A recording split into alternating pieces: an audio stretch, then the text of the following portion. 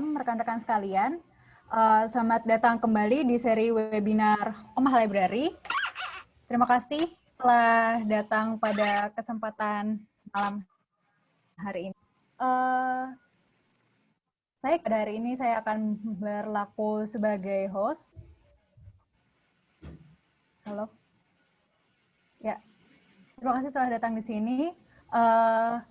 Semoga rekan-rekan semua dalam keadaan sehat, segar, dan bersemangat. Jadi kita bisa memberikan tempat ini sebagai wadah untuk merefleksikan diri dalam perjalanan kita menjadi seorang arsitek.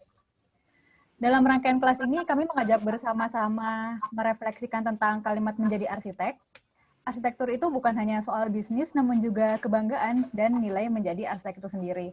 Malam ini sudah hadir bersama kita Bapak Tan Chiang Ai sebagai pemateri bertajuk Small, dan nantinya akan dimoderatori oleh Rilrich Syarif. Sebelum dimulai, saya anjurkan peserta semua untuk menambahkan kode peserta di depan nama bagi yang belum, menonaktifkan audio dan video selama kelas berlangsung, kecuali mendapat arahan dari moderator, dan menyampaikan tanggapan serta pertanyaan dalam kolom chat yang akan diarahkan moderator juga pada sesi diskusi nanti. Nah, oke, kita mulai dari review kuliah-kuliah sebelumnya dulu ya. Nah, yang pertama ini, bersama Sony Sutanto, kita belajar bagaimana memulai sebuah biro. Ia menekankan di awal bahwa saat memulai, kita harus memastikan spesialisasi atau tipe pekerjaan biro kita ini seperti apa. Apakah berorientasi ke desain, produk, atau ke delivery-nya. Dan yang tidak kalah penting adalah untuk menjaga reputasi, posisi, dan portofolio proyek sebagai modal untuk mendapatkan klien. Kemudian beliau juga mengingatkan untuk memperhatikan ilmu keuangan, fee dan kontrak, serta legalitas dan etika itu sendiri. Pada akhirnya kita harus menentukan tujuan memiliki biro itu untuk apa. Karena ini sebagai pedoman untuk menentukan langkah apapun dalam menyusun struktur organisasi, bahkan hingga memutuskan masalah apapun yang kita hadapi terkait situasi disruptif seperti pandemi COVID-19 ini. Nah, kemudian sesi kedua, kita sempat mendiskusikan tentang manajemen bersama Rafael David. Di situ ia berbagi bahwa memiliki firma berarti membutuhkan infrastruktur dan sistem untuk menunjang kegiatan sesuai arah geraknya. Ia menekankan yang baik itu mempertimbangkan segala aspek yang melingkupi sebuah usaha seperti manusia, waktu, dana, dan juga logistik. Dan tentu saja ada elemen lain-lainnya lagi. Ia menekankan bahwa aset terbesar adalah karyawan yang harus dipertahankan dengan kemauan untuk mendengarkan, serta memberi ruang untuk berkembang. Dalam hal kontrak, yang melindungi diri kita ketika menangani sebuah proyek, kita sebenarnya memiliki hak untuk keluar dari proyek apabila situasi tertentu merugikan perusahaan. Rafael David kemudian menegaskan bahwa perubahan itu adalah sebuah keniscayaan, dan untuk menghadapinya diperlukan elasticity, adaptivity, dan speed of change yang disesuaikan dengan tujuan awal membentuk sebuah firma. Kemudian di sesi ketiga kemarin itu bersama Kevin Lowe. Sebentar. Kita mencoba memahami tentang mana kita perlu memperhatikan keseimbangan dalam mendesain yang dicapai melalui bentuk dan konteks. Mengejar penghargaan yang instan itu justru melelahkan jiwa dan beresiko menanamkan kultur copy-paste styling pada praktik arsitektur. Itu juga membuat kita cepat puas yang justru malah menghambat perkembangan diri. Yang kita perlu lakukan adalah fokus kepada tanggung jawab agar tiap pihak mendapatkan haknya masing-masing, seperti user, buruh bangunan, masyarakat, alam, material, dan lain-lain sebagainya. Maka dari itu, perlu mengedepankan konteks yang adalah proses menimbang dari berbagai sudut pandang dan mengkoneksikannya agar terciptanya keseimbangan. Dan yang tak kalah penting adalah sikap kerendahan hati untuk semakin mengkritisi diri sendiri sehingga mendorong perbaikan dan perkembangan diri. Pada akhirnya, Kevin menekankan pahamilah komunitasmu, pahamilah konteksnya, dan fokuslah pada tanggung jawab. Penghargaan akan mengikuti. Selanjutnya, pada sesi keempat ini, kita dibersamai oleh Reza Nur Cahya. Kita waktu itu sempat membahas partnership, yang sederhananya adalah tentang kepemilikan firma oleh founder, basis kesepakatan berlaku dalam hal dan tanggung jawab, dan pembagian saham, serta serta partnership ini juga diterapkan di setiap proyek. Ada 3 poin rencana strategis firma desain, yaitu getting work, doing work, dan organizing work. Ketiganya haruslah saling melengkapi. Sementara ada juga gaya manajemen dalam berpartner, yang menurut beliau ada 4 poin, yaitu mentor dalam firma, pemimpin yang visioner, manajer yang efisien, dan sosok yang berorientasi pada produksi. Pada akhirnya yang tak kalah penting tentang partnership adalah bagaimana kita bisa menciptakan lingkungan kekeluargaan dan menambahkan value orang-orang di sekitar kita. Partnership itu tidak hanya tentang founder, tetapi tentang tim yang besar. Dan itulah yang membuat partnership berjalan. Nah, kemudian ini baru minggu lalu, kita bersama Sibarani Sofyan membahas tentang global. Beliau mengangkat urban design sebagai bidang yang menjembatani antara perancangan dan perencanaan, antara ruang dan kebijakan, antara mikro dan makro, dan itu pekerjaan yang tidak hanya multiskala, tapi juga multidisiplin. Menurutnya, kompetensi SDM Indonesia ini sebenarnya tidak kalah bersaing di taraf global, hanya saja masih ada kecenderungan mereka ini menganggap dirinya adalah inferior. Menurutnya ada 3 tips untuk berselancar di praktik global, yaitu master the skill, be confident, dan go beyond. Ya. Menerapkan spirit menerapkan spirit dan cara kerja perusahaan global di Indonesia perlu memahami konteks. Beberapa poin pertimbangannya yaitu permasalahan urban dalam negeri, karakter geografi, klien, networking, dan sikap yang harus adaptif. Ia memiliki pandangan bahwa membangun biro yang tidak kalah saing secara global itu perlu menciptakan sebuah sistem berkelanjutan dengan adanya subdivisi yang saling menyokong dalam konteks ini adalah Urban Plus yang memiliki 3 subdivisi, yaitu Project and Development Institute dan perkotaan. Dan itu saling melengkapi antara hasil yang adanya platform untuk mengkontribusikan pikiran-pikirannya, sama satu lagi untuk menjembatani antara pemerintah, masyarakat, dan swasta. Oke. Ya. Baik, mungkin seperti itu review materi-materi sebelumnya. Mungkin bisa jadi pengantar untuk teman-teman dalam kuliah pada malam hari ini. Langsung saja saya panggilkan Rilly Syarif untuk memperkenalkan Pak Tan Chiang Ai dan memandu kuliah kita. Kak Rich, apakah sudah hadir di sini? Oke, sudah hadir Kirana. Suara saya kedengaran jelas? Kedengaran jelas. Halo, selamat malam Pak Tan. Sudah ada? Selamat malam semua. Oke. Saya mungkin selamat malam Pak Tan, selamat datang di Online Library. Saya akan bacakan sinopsis kuliah ini dan profil tentang Pak Tan. Sesi Anur dan bisnis kita kali ini akan dibersamai oleh Tan Chiang Ai yang memiliki karakter yang sederhana, fungsional, dan memiliki karakter modernis yang kuat. Terutama Oma Library pernah membahas profil Pak Tan Chiang Ai dalam sosok Begawan Ciptaning. Ini bukunya ya. Nah, ia mampu hidup dan menghidupi arsitektur melalui biro pribadinya. Kami memberikan tema di dalam kuliah kali ini atau share kali ini, temanya adalah tema small gitu atau kecil. Bukan berarti proyek kecil atau besar, tapi fokus kepada hal-hal yang sederhana. Beliau memiliki spesifikasi gitu ya, yang beliau mungkin akan menyebutnya dengan tadi kita sempat diskusi my way ya Pak. Seperti bagaimana biro atau praktik skala kecil justru itu menjadi peluang untuk praktik dengan totalitas yang besar gitu ya. Berpikir menyeluruh dari sudut pandang desain, konstruksi dan relasi juga dengan klien dan dengan orang-orang lain.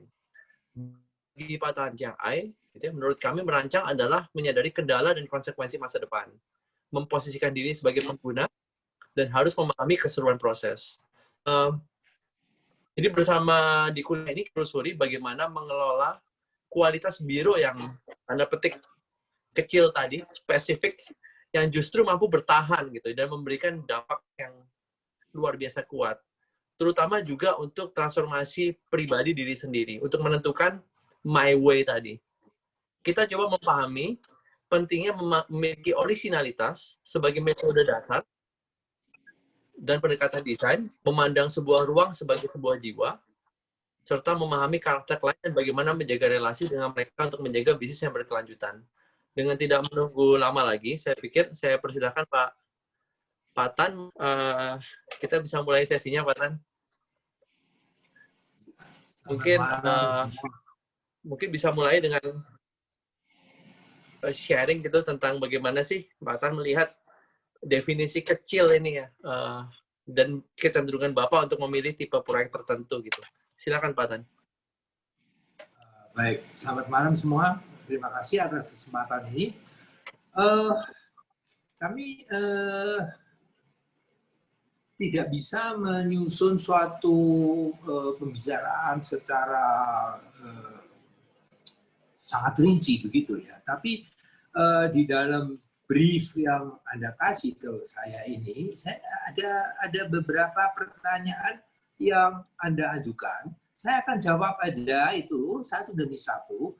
Dengan sendirinya nanti urutan pemikiran saya itu bisa dimengerti. Nah, saya membaca saja langsung ini daftar pertanyaan itu nomor 1. Berapa orang yang ada di dalam biro? Dan apakah Bapak memiliki kecenderungan untuk memilih tipe proyek tertentu? Sampai sekarang ini kami bekerja itu bertiga. Ya, tapi dalam itu 3 itu manusia itu ya. Tapi saya berusaha supaya jari kaki saya pun itu ikut bekerja. Ya, jadi semua yang saya sentuh, semua yang saya punya itu semua ikut bekerja demi tugas yang diberikan kepada kami. Jadi kalau orang itu total 3. Kaki itu ya. Maksudnya apa? All what you kaki have. Itu maksudnya apa?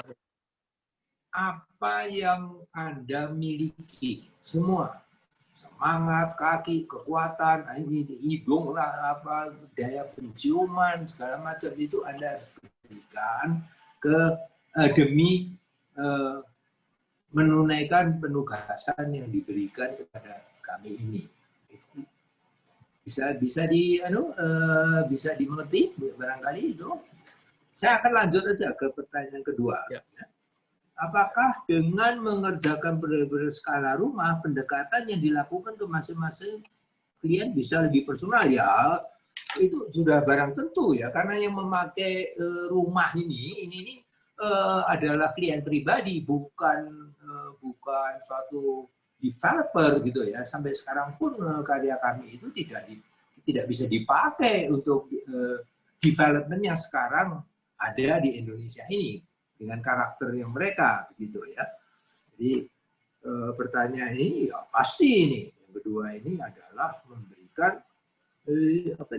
pendekatan yang lebih personal, of course itu nomor 2. Nah, ya. Nomor 3 nih, saat baru merintis biro, apakah memang ada batasan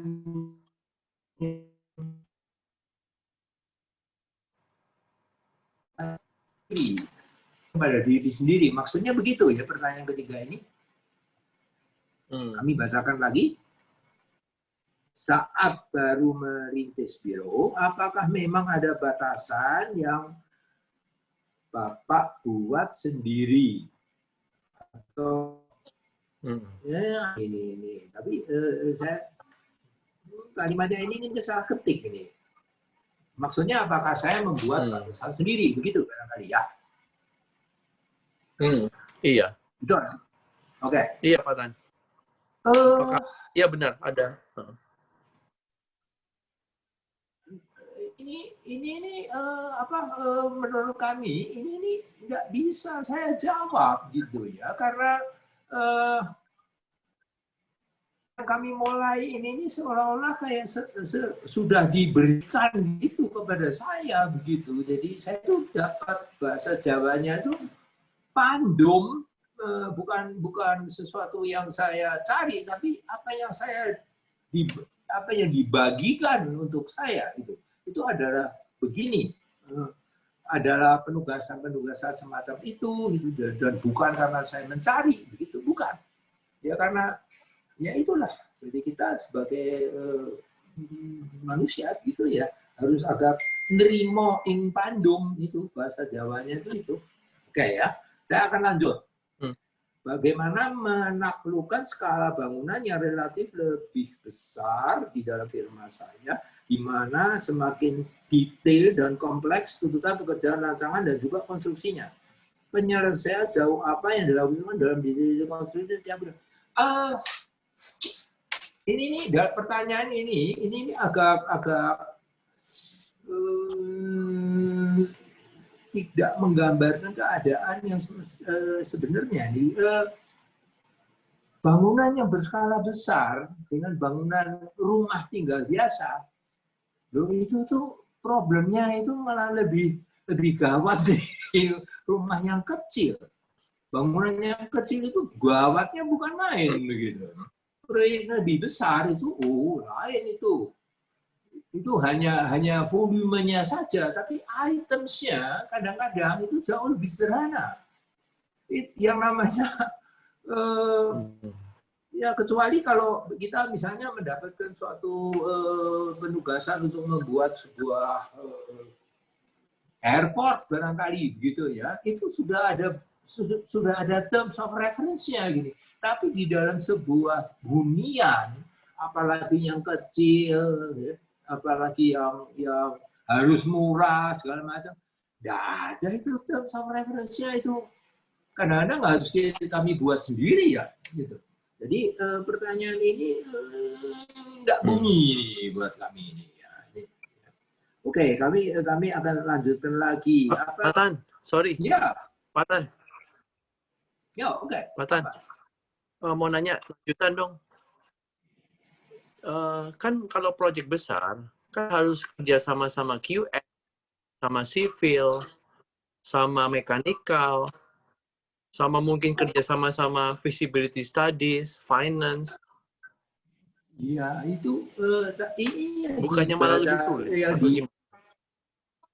Loh, ini yang ditanya mengenai bangunannya ini kok pertanyaannya itu. Pertanyaannya ini adalah mengenai bangunannya, bukan mulai upstart-nya itu. Kalau mengenai upstart-nya itu kadang-kadang kita dipanggil itu hanya untuk ya sebagai bagian dari tim. Loh, kalau kita didatangi oleh seorang klien rumah tinggal, nggak ada itu tim. Yang ada itu adalah just you and me. Jadi tanggung jawabnya itu malah nggak bisa dibagi-bagi kemana-mana begitu ya. Jadi kita tetap sebagai individu yang memegang peran yang jauh lebih besar. Oke, rasanya ini pertanyaan lanjutnya aja. Studio arsitek panutan atau menjadi ada panutan begitu ya. Begini, salah satu arsitek senior yang di Indonesia sudah almarhum, saya tidak usah sebut namanya. Pada waktu menjadi mahasiswa di luar negeri, ingin bekerja praktek pada seorang yang termasyhur sekali. Pada saat itu ini dua-dua ini sudah almarhum semua. Tapi dua-dua ini yang satu tuh termasyhur di Indonesia, satu ini termasyhur di seluruh dunia. Nah, pada saat beliau ini menghadap pada arsitek senior yang termasyhur seluruh dunia itu dijawabnya, kamu mau bekerja praktek di mana kamu mau duduk? Tidak ada tempat, karena memang benar-benar itu cuma 3 orang. Tapi klien-klien yang mendunia ini ngantre kepada arsitek yang hanya berstaf total 3 orang itu. Dan dalam satu ruangan yang kecil, tidak ada tempat lagi untuk orang lain duduk. Itu dijawabnya yaitu no place, dalam arti benar-benar no place, bukan tidak ada ruangan, tapi tidak ada tempat secara fisik. Nah, arsitek-arsitek yang mendunia begitu, yang kecil, office-nya itu kecil gitu, itu banyak. Jadi ada yang besar sekali, ya, yang sampai ya kita kalau mengontrol pekerjaan naik helikopter segala macam. Tapi ada yang bawa mobil sendiri, pergi ke tempat cetak gambar sendiri dan segala macam. Tapi mereka itu adalah penerima penghargaan Pritzker biasanya, gitu ya. Jadi kalau ada panutan gitu, ya saya tidak bisa bilang panutan ya. Tapi contoh bahwa itu orang lain bisa kok, kenapa kok kita tidak bisa begitu? Ya itu aja gitu ya. Jadi bukan panutan dalam arti, tapi exemplary offices yang ada itu banyak yang bisa kita pakai sebagai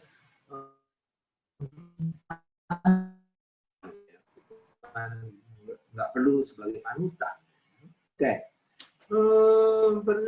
Pertanyaan ini, masa pandemi COVID ini apakah terhadap cara kerja? Ada ya. Saya sudah berapa bulan tidak mengunjungi studio saya yang di Jakarta begitu ya. Ini sekarang saya ada di Bandung nih. Nah, ini mungkin nanti minggu depan gitu, 2 minggu lagi gitu kami harus berkunjung ke sana gitu. Karena ada beberapa hal yang tidak bisa dilakukan secara komunikasi jarak jauh, dan ada beberapa hal yang harus ditinjau benar-benar dengan mata. Tidak ada rumus tertentu, tapi mata itu yang memegang peranan.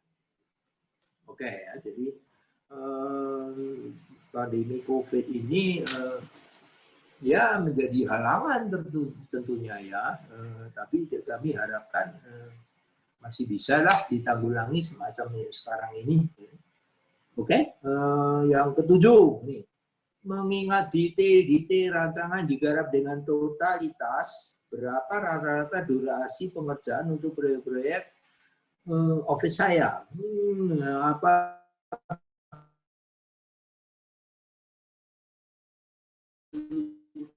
desain itu segala macam, itu desain segala macam, bukannya itu IAI sudah menentukan ya toh, kita tinggal ngutip aja dari situ, beres. Oke Pak Adirej, halo, bisa dengar? Bisa Pak. Halo Kak Arit, sepertinya masih mute. Ya. Masih bisa diikuti suara saya? Ya, bisa Pak, bisa. Oke. Iya, silakan Pak. Oke, jadi tadi itu ada pertanyaan bagaimana berapa lama saya mengerjakan detail segala macam. Normal itu menurut saya. Tidak ada jadi begini ya, ini tolong jangan dianggap bahwa detailing ini adalah suatu bentuk yang setiap saat itu harus baru gitu. Detail yang terjadi ini harusnya itu detail bekerja begitu kan. Jadi ya working details ya, bukan detail estetika atau apa begitu. Nah, dengan seringnya kita membuat satu detail konstruktif gitu, dengan sendirinya nanti ada unsur keindahan yang masuk di dalamnya, tapi tidak usah secara sengaja dicari. Jadi kalau ditanya itu berapa lama, gitu, ya normal-normal aja. Ya, jadi ini mengenai fee tadi saya ulangi lagi. Oh, itu IAI sudah bikin itu. Saya tahu tidak usah bikin satu rencana baru ya. Oke? Pak Tan, Ya. ada kendala nggak sih nerapin fee misalnya yang tertentu kepada klien atau bagaimana sih? Oke, kendala nggak sih misalnya bagaimana menaikkan fee pada dasarnya? Saya kan fee IAI juga masih belum direview lagi. Ya, kalau jadi ada kendala nggak sih misalnya, oh fee Anda terlalu tinggi misalnya begitu? Begini, sebagai contoh aja, itu di Amerika itu tuh ada ada seorang arsitek cukup termasyhur begitu. Itu dia itu tuh menge-charge itu 20% dari bangunan. 20% dari bangunan, tapi apa yang klien dapat itu adalah architecture fee untuk bangunan dan desain untuk interiors dan juga desain untuk landscape sebagai satu totalitas dihitungnya dari bangunan. 20%. Ya, orang Indonesia mungkin masih kaget-kaget kali ya beberapa gitu. Tapi ya kami harapkan IAI saja ini yang bisa berjuang. Tapi sementara ini saya akan prinsip itu dong. Saya bagi-bagi dong ini ya. Kita office kecil nggak ada lagi yang bisa memikirkan itu gitu. Jadi udah ada itu jadi itu orang lain yang memikirkan ya udah itu dipakai. Bisa repot. Oke, kita akan terus. Ini waktunya nih.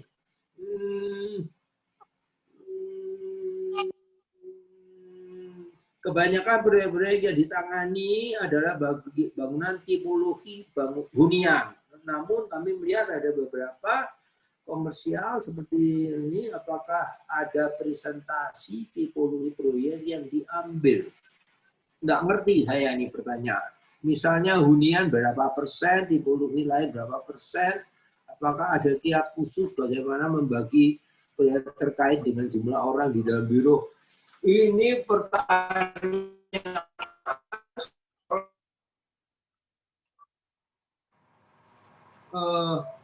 berhujanan di dalam proyek. Ya tidak begitu dong. Ya, pertanyaan ini tadi sekali lagi saya ulangi, ini seolah-olah saya itu kehujanan proyek. Enggak, aduh, ini bagaimana? Ya enggak begitu dong. Oh, enggak begitu, Pak.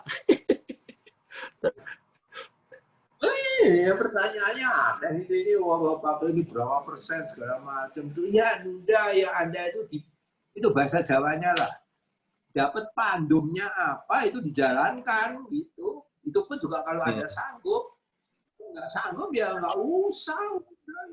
Ada beberapa misalnya begini, ada itu suatu hari itu ada suatu Pak Bapak bagaimana kalau membuat bangunan masjid untuk kami?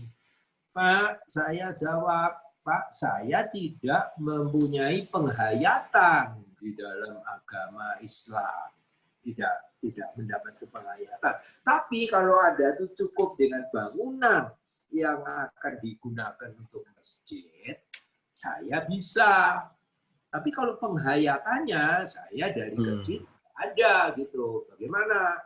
Oh, begitu ya Pak. Ya, tidak kembali. Ya, it's okay, tidak kembali. Ya. Karena memang bukannya apa gitu. Sama aja gitu ya. Gereja begitu. Saya juga, saya nggak terlalu religius ya begitu ya. Jadi kalau mau kalau mau menerima suatu bangunan yang bisa digunakan untuk gereja, monggo saya bisa lakukan. Tapi kalau dengan penghayatan begitu, waduh, lebih baik pergi ke toko sebelah. Itulah kira-kira. Oke. Pertanyaan apa lagi ya ini ya? Melanjut ke pertanyaan sebelumnya, proyek ditangani kebanyakan apakah memang klien yang datang permintaannya selalu begitu atau justru dari studio telah membatasi? Enggak ada ini pertanyaan gimana nih? Ini hujan proyek lagi? Enggak dong ya. Karena ada calon klien datang ke studio minta bantuan untuk merancang bangunan komersial. Nah, kalau bangunan komersial itu saya merasa bisa ya. Jadi saya terima. Perencanaan master plan apa ya, sampai sekarang belum pernah ada yang membuat minta saya pernah master plan kota gitu, nggak ada. Tapi kalau yang skala kecil saya sanggup. Nah, kira-kira begini. Jadi saya tidak mau membatasi diri dalam tipologi bangunan atau apa yang saya kerjakan, tapi kadang-kadang kita juga harus mawas diri. Kita ini jadi bagaimana ya? Kita harus mawas diri. Jadi kita mengerjakan sesuatu yang memang benar-benar kita sanggup. Kalau kita nggak sanggup ya oke, jangan maksain lah. Gitu. Ini ada lagi pertanyaannya nih. Apakah mungkin studio saya bisa berkembang menjadi studio berskala besar dengan misalnya puluhan atau ratusan orang? Nah, ini mungkin banyak yang tidak begitu tahu gitu ya. Tapi saya tuh start dari saya itu dulu permulaan waktu saya umur 30-an itu saya itu dapat tugas gitu ya. Menjadi pimpinan dari studio yang lebih besar, ya dari belasan lah, nggak sampai puluhan tapi belasan gitu ya. Nah itu tuh pengalaman kami pada saat itu ya, ini tentunya kontekstual ya, gitu ya, kontekstual. Pada suatu hari itu kita berdiskusi antara pimpinan gitu, ini kok kita ini isinya ini kok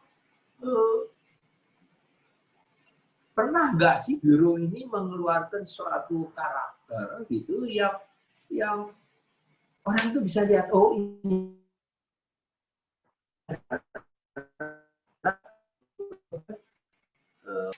nggak ada itu. Nah sampai suatu saat tertentu gitu, pada waktu itu saya juga berusia 40 lebih gitu. Kita ini memutuskan untuk kemudian berdiri sendiri gitu, untuk bisa menghasilkan sesuatu yang memang benar-benar menjadi hasil dari karakter kita sebagai manusia gitu ya. Jadi apa tuh?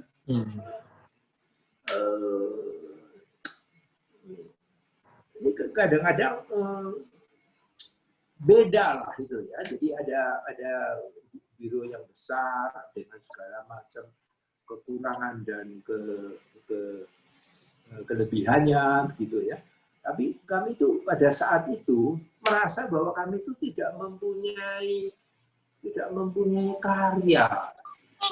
Nah, kemudian kita grup ini, biro ini, kami itu pulangkan ke shareholder. Saya diri dan biro yang bilang itu lah, jual tadi itu apa, biro cap golok lah ibaratnya begitu ya. Jadi bironya kecil-kecilan, tapi kami ingin mendapatkan suatu ciri sendiri gitu. Nah, jadi apakah saya itu mau balik lagi ke sana gitu ya? Rasanya enggak lah gitu kalau saya loh ya gitu ya. Dan usia saya juga ya tolong dimengerti saja nih, tahun ini saya umur 18, April balik itu udah, iya kan? Iya, jangan dianggap bahwa ada beberapa arsitek yang umur 90 sekian gitu malah masih bikin biro sendiri lagi begitu khusus menangani tipologi bangunan tertentu gitu ya. Rasanya kami sudah gitu ya. Jadi, pembahasan pengalaman suka dan duka berpraktik di sesi Oromaya dari studio kecil dan saya juga sangat dekat dengan stafnya. Stafnya saya cuma 2, melakukan regenerasi staf dan berapa lama durasi rata mereka bekerja. Waduh, jadi tua di saya itu. Okay. Penasaran dengan bagaimana visi dan misi studio, mengingat kontribusinya sangat signifikan bagi arsitektur. Apakah studio akan terus berlanjut dengan atau tanpa pakan? Ini begini, saya ini kan sebagai dokter gitu ya, sebagai dokter. Anak saya juga dokter, cucu saya juga dokter gitu ya. Tapi ya masing-masing praktek sendiri, okay. Jadi regenerasi bagaimana gitu ya. Saya tidak bisa menjawab ini. Ya mudah-mudahan cara berpikir saya sekarang itu masih bisa diikuti begitu ya kalau mau begitu ya. Tapi kalau tidak mau ya okay karena nggak semua dokter kan, yang satunya dokter dengkul, yang satunya dokter jari kaki, yang satunya dokter kuping lah apalah begitu kan. Jadi itu saya serahkan kepada generasi berikutnya. Dari sekian banyak karya mana yang paling mewakili makan? Ya saya harapkan semua ya, semua mewakili. Apabila berkenan, boleh dijelaskan secara singkat bagaimana perusahaan berjalan dan bertemu kemudian di rumah sudah ditinggali, apakah ada kegiatan khusus untuk anak muda yang sedang membangun bironya atau sedang memulai merintis? Ke kantor saya aja lah. Nanti kalau mau ini terlalu umum ini. Ya, saya nggak bisa menjawab. Tidak ada rumus, tidak ada. Rumus ini tidak ada. Semua itu tuh dengan perasaan, semua itu dengan mata, dengan ini ya. Tadi kan saya mengatakan tuh pada Pak Direj itu bahwa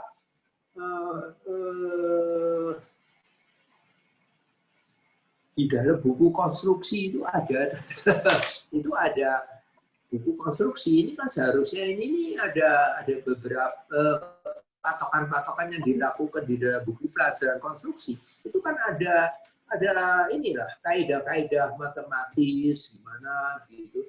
Tapi ternyata ada yang harus ditentukan di atas by eye, dengan mata. Bahasa Belandanya op et oog. Nah itu ya seperti kayak saya kemarin itu saya mau membuat suatu tangga melingkar. Itu biasanya kan denahnya itu lingkaran murni. Nah, ini tangga melingkar tapi denahnya itu elips. Kenapa kok elips? Supaya jalur ke depannya itu apa itu ya namanya? Itu kan ada rise dan ada ya apa ya itu istilahnya lupa itu. Ada, jadi tangga itu mempunyai ini apa ini kadang maju itu ya. Kalau lingkaran yang murni itu kan hanya ada rise, tidak ada majunya karena kita tuh berkeliling. Nah, dengan adanya itu elips gitu, itu tuh bisa bisa ada menambah jarak majunya itu. Istilahnya apa saya tahu, lupa. Nah, itu banyak sekali ternyata yang harus dilakukan dengan mata begitu. Jadi saya pergi ke bengkel begitu, ayo semua menilai semua ini udah enak belum, ini udah enak belum, waduh ini kok kurang enak, coba sedikit segala macam gitu. Jadi semua dilakukan di atas mata. Nah, ini ada itu mungkin bisa menggambarkan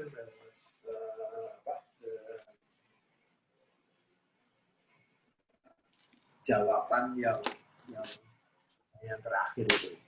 Oke, semua saya rasa sudah terjawab gitu. Saya tunggu aja pertanyaannya sekarang karena ini waktunya juga mepet ini. Oke, saya kembalikan ke Pak.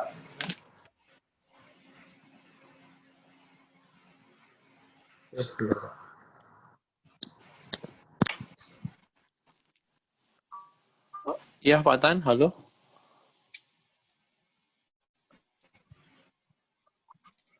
Oke, kita ada beberapa pertanyaan, Pak Tan, di dalam sesi diskusi. Oke. Kali pertanyaan dari Pak Brian, gitu ya. Saya bacakan aja ya, Pak Tan. Oke. Malam Pak Tan Chiang Ai, mengapa Bapak mempertahankan praktik arsitektur Anda dengan 3 orang? Tanda tanya.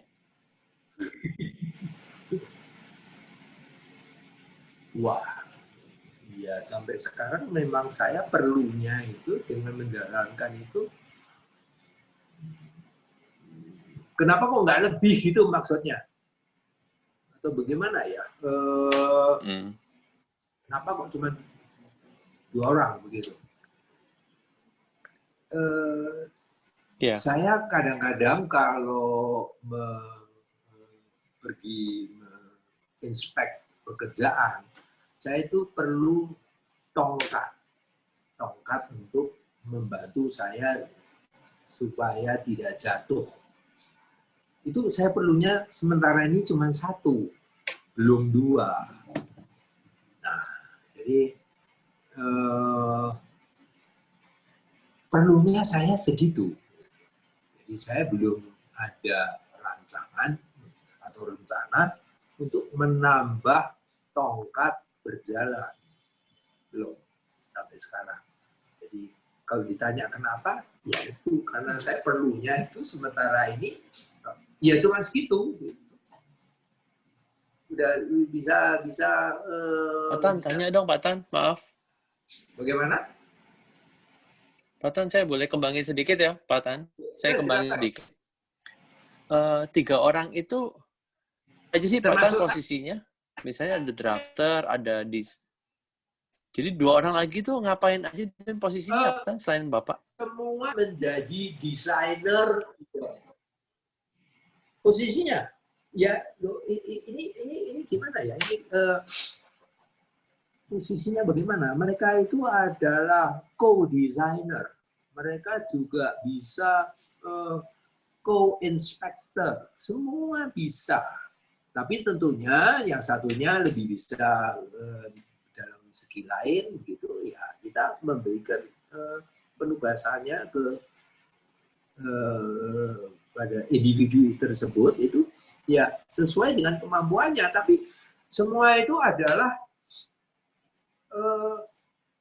manusia yang harus serba bisa.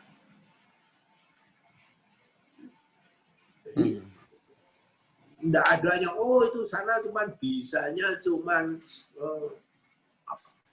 segini. Enggak, semua harus bisa-bisa. Seperti saya ini semua juga harus bisa. Jadi mengatur pajak itu saya juga harus bisa. Nah tentunya dengan bantuan biro-biro lain gitu ya. Tapi saya kalau sudah mengatur bisa. Ya itu semua begitu gitu. Jadi tidak ada alokasi kamu hanya nyapu, kamu ini hanya ngepel atau apa, tidak ada, semua harus bisa, dicuci pakaian harus bisa. Walaupun yang satunya mungkin lebih bersih dari yang lain. Rasa cukup menjawab ya itu. Biro kecil. Oke, Pak Tan.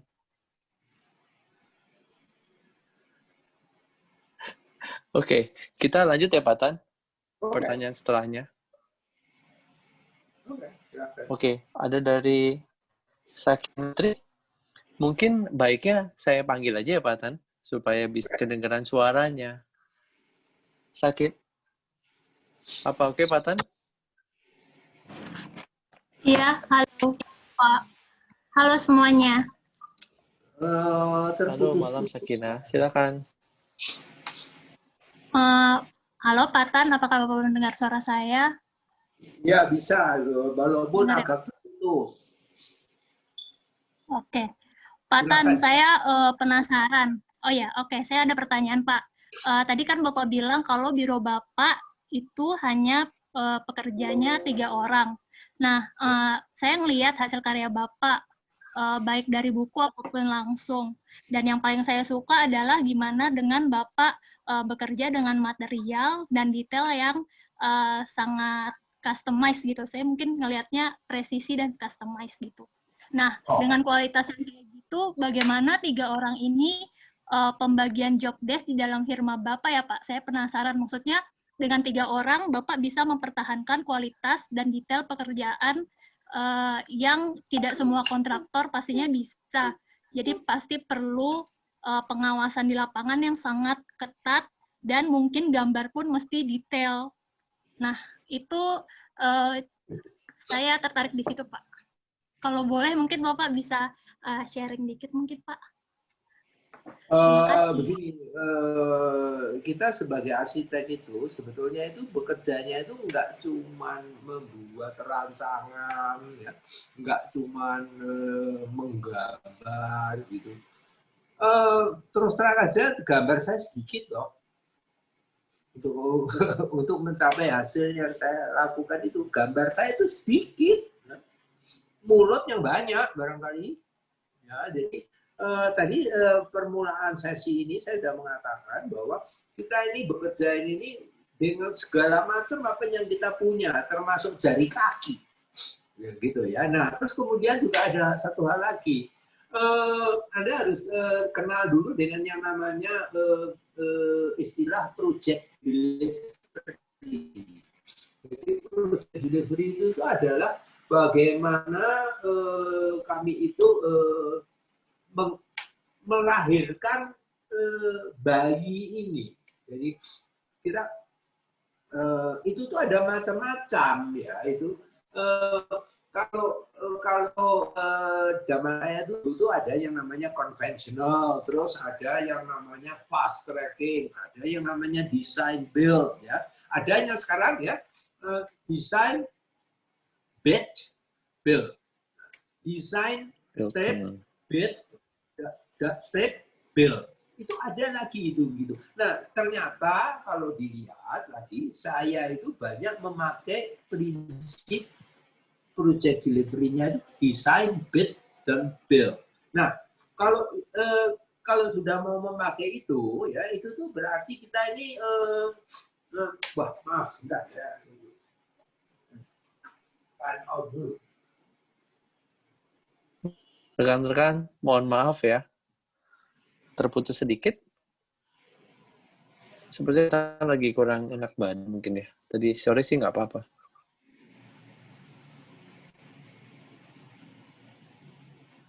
Kita tunggu ya, teman-teman. Ini bisa dibaca nggak di dalam menu? Bisa nampak nggak? Bisa, Pak. Kedengar. Ini kelihatan. Bisa terbaca nggak? Kebaca, Pak? Di sini kebaca ya. Di sini ada tulisan project delivery. Terbaca.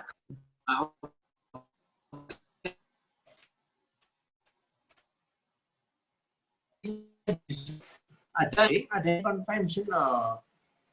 Ya, ini nih.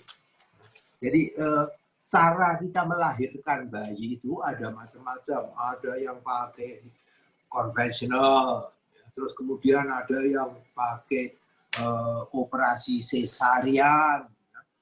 Sesariannya itu nanti ada yang dibetot kakinya atau dibetot kepalanya, saya juga nggak tahu gitu ya. Tapi tiga-tiga ini sekarang itu tuh saya tidak pakai. Kita tuh memakainya design, bid, build. Nah, kalau kita sudah memakai itu project delivery-nya, itu saya itu dapat banyak bantuan. Jadi yang bisa jadi bisa menghasilkan lebih dari 3 orang di dalam biro saya ini gitu.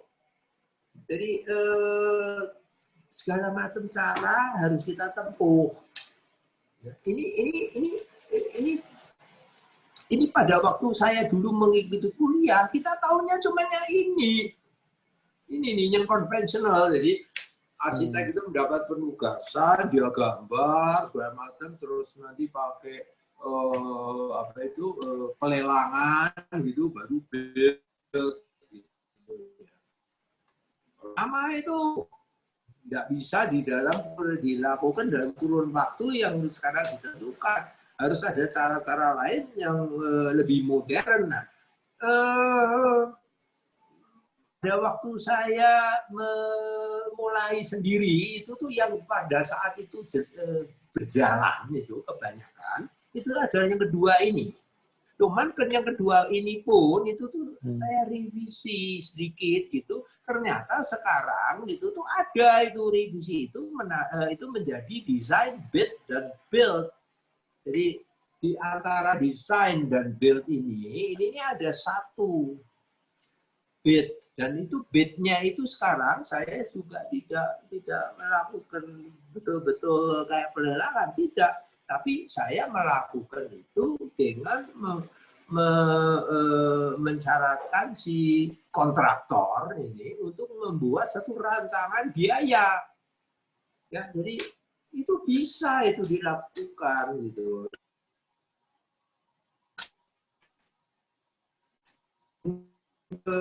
Saya kebetulan ya karena pada saat itu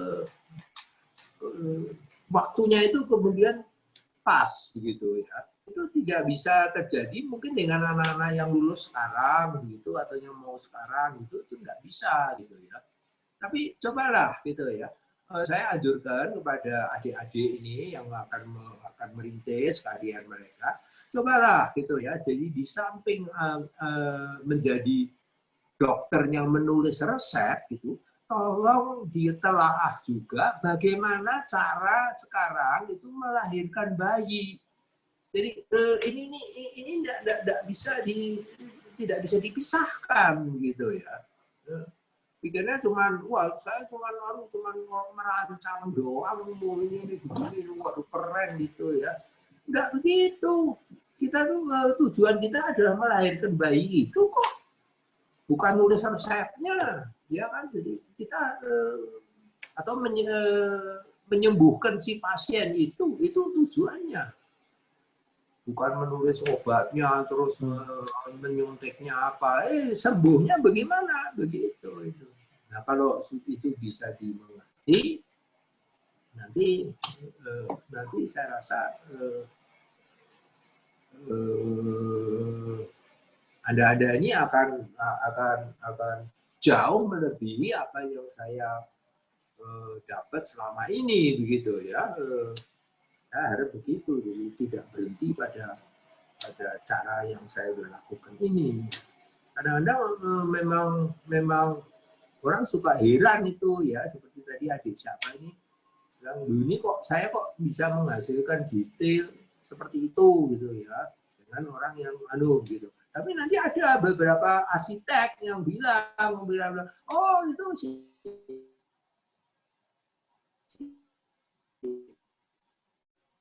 itu kalau bikin udah ketahuan itu apa nggak kreatif itu.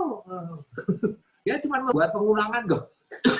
Ya, saya jawabnya kita kan tidak bisa membuat satu detail tiap hari Selasa gitu. Selasa loh, ini udah Selasa nih, ganti yuk detail loh, ini tuh detail mode gitu kan.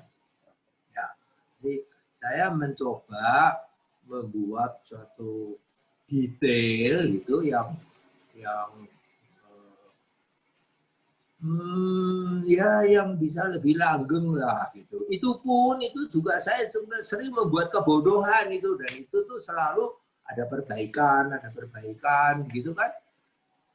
Kadang-kadang yang kebodohan saya itu yang kadang-kadang malah ditiru lah, itu yang saya bingung jadinya itu ya. Ada detail yang kebodohan itu. Ini sebenarnya detail yang gagal nih. Malah ditiru. Ya, itulah. Oke, next question. Oke, saya bacain ya Pak Tan. Pertanyaan cukup singkat gitu ya. Dari Irma Pak Tan, saya bacain. Malam Pak Tan, tantangan yang paling besar dalam pengalaman mendesain rumah itu apa sih Pak? Pernah bosan mendesain rumah Pak? Terima kasih Pak. Tantangan yang paling besar dalam mendesain rumah. Ya, begitu. Yes, dan pernah bosan nggak Pak ngedesain rumah? Duh, kok bosan? Gimana sih ya? Aduh, sarapan nggak bosan? Enggak ya, nggak bisa bosan ya, itu karena rumah satu dengan rumah lain aja udah beda kok gitu. Rewelnya si pasien ini dengan rewelnya pasien yang kedua dan nanti yang ketiga udah lain kok, sakitnya juga lain kok semua. Ya, jadi tidak ada kok rasanya kok mestinya kok nggak ada ya yang bosen ya. Kalau nomor satu kan gini ya, kita jadi kayak gini ini kita harus cinta sama kita punya pekerjaan gitu ya. Kita juga cinta kepada kemanusiaan gitu ya. Jadi kalau kita terus kemudian mendapatkan feedback dari klien yang sudah kita mau buat sembuh, itu tuh tentrem, hatinya itu lantas adem gitu ya. Nggak bisa bosen gitu. Dan sebaiknya juga, nah ini klien-klien saya ini kan 99% lah itu menjadi sahabat. Ya, yang 1% ini kadang-kadang itu tuh terus hilang gitu. Saya juga nggak tahu, mudah-mudahan masih menjadi sahabat gitu ya, tapi hilang dari peredaran saya loh ya. Gitu ya. Tapi 99% itu kita menjadi sahabat itu. Tiap apa masih call sehat enggak begini gitu ya. Enggak ada bosan ya, enggak ada bosan.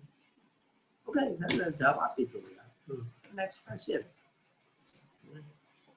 Oke Pak, dari SND, malam Pak Tan Chiang Ai, bolehkah saya meminta resep bagaimana muda dan energik di dunia arsitektur?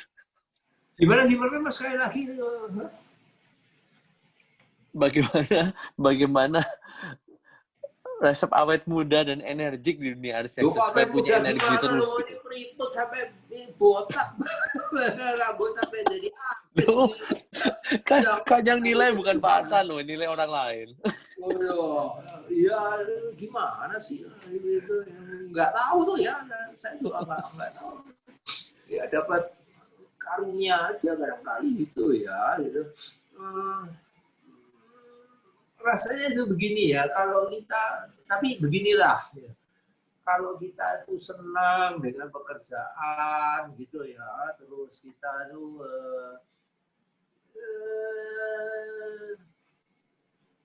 ya rasanya kok semua kok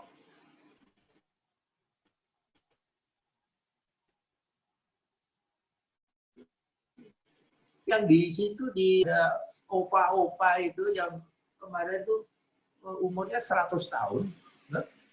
100 tahun masih jalan pagi gitu. Perannya seperti lebih muda dari saya sedikit gitu. Tapi umurnya 100 tahun itu. Saya juga nggak berhasil mendapatkan resepnya itu. Waduh. Pengen juga tuh. Oh kayak gitu tuh ya.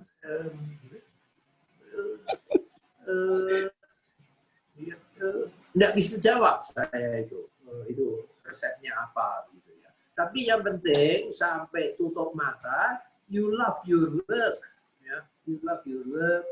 Kalau you love your work itu ada aja yang Anda tuh nanti itu akan usahakan supaya pekerjaan Anda itu menjadi lebih baik dari yang kemarin. Gitu. Nomor satu itu, you have to love your work. Jadi Anda harus gimana ya, kita di dunia ini itu tuh kita harus cinta keindahan. Kita harus cinta keindahan karena apa yang kita buat itu sebenarnya itu harus indah. Belum pernah ada arsitek yang pengen membuat bangunannya itu jelek, nggak ada itu. Selalu pengen itu menjadi tempat yang indah begitu ya, menjadi barang yang indah. Nah, ada satu hal lagi yang saya ingin juga, keindahan yang Anda ciptakan itu tuh harus memberikan suatu sumbangan itu terhadap keindahan lingkungan yang lebih besar gitu. Jadi saya juga nggak mengerti itu kenapa ada orang sudah membuat bangunan keren gitu terus ditutup akhirnya tingginya bukan main gitu ya. Jadi seolah-olah kayak mau menikmati buat dirinya sendiri gitu ya. Jadi ya oke lah, love your work first, and then baru kita bisa bicara lebih lanjut. Oke. Pertanyaan lain? Oke, saya lanjutkan ya Pak. Dari Dimas Purwanto. Selamat malam Pak Tan. Itu orang dapetnya dari mana Pak? Sekali lagi, apa ini pertanyaannya? Apakah melalui proses seleksi? Seleksi ya, gimana? Apakah melalui seleksi atau buka lowongan pekerjaan? Dua orang staf Bapak itu dapat dari mana? Atau tahu-tahu mendadak bisa kerja bareng Bapak? Begini ya, itu tuh tidak bisa saya ini ya. Mereka mungkin senang bekerja bareng sama saya begitu ya, jadi awet gitu kan. Ya. Saya juga tidak terus bilang, oh gimana begini, ini. Enggak itu. Jadi ya mereka mempunyai dedikasi tertentu. Ya karena apa? Sedikit banyak ada samanya begitu ya, ada idealismenya, ingin selalu membuat sesuatu yang lebih sempurna begitu kan. Jadi selalu tuh ada aja lah yang harus memikir lebih jauh dari istilah sering saya memakai istilah Belanda itu namanya doordenker. Jadi memikir lebih jauh sedikit lagi. Jadi nggak berhenti begitu, tapi what next gitu ya. Kalau bisa memikir begitu, nah, dan ini kebetulan orang-orang saya itu tuh semua begitu ya, jadi nggak terpuas gitu. Nah, ya itulah itu kan ada pepatah itu tuh burung-burung yang bulunya sama itu nanti berkumpul menjadi suatu gerombolan burung yang sama, birds of a feather, ya kan. Jadi ada lagi yang sort ya, jadi macam itu mencari macam ya, jadi macam itu mencari macamnya lagi begitu ya, jadi bukannya terus mencari yang lain gitu ya. Ya di Indonesia kan banyak tuh satu gerombolan itu orang-orangnya kok bisa sama, itu saya juga bingung itu kan.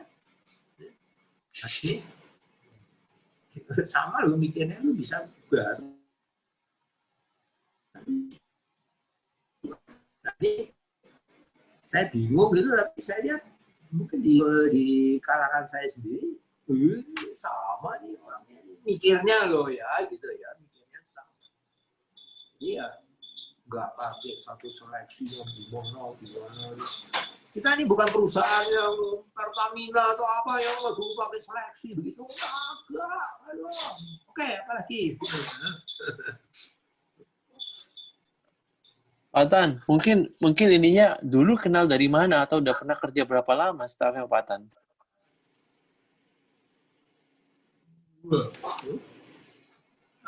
Dapatnya dari mana gitu ya? Kenal dari mana gitu atau dari perusahaan lama? Oh, gua nggak ada tuh.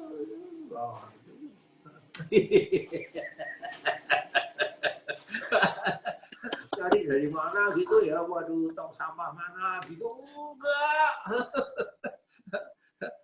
Karena itu mereka datang sendiri dari jauh, mereka datang sendiri. Pak, saya ingin kerja dengan gini-gini. Ya udah, ayo coba gitu. Ternyata oke gitu ya. Nah, iya kan? Kalau mereka nggak cocok dengan pemikiran kita kan udah lama-lama angkat kaki gitu. Dan sampai sekarang belum tuh. Ya, udah ada. Nah, tapi ya begini, dengan bekerja dengan saya begitu, saya cuma berharap bahwa mereka ini ada suatu bekal pemikiran begitu ya. Kalau bekal pemikiran itu jauh lebih penting dari bekal apapun gitu.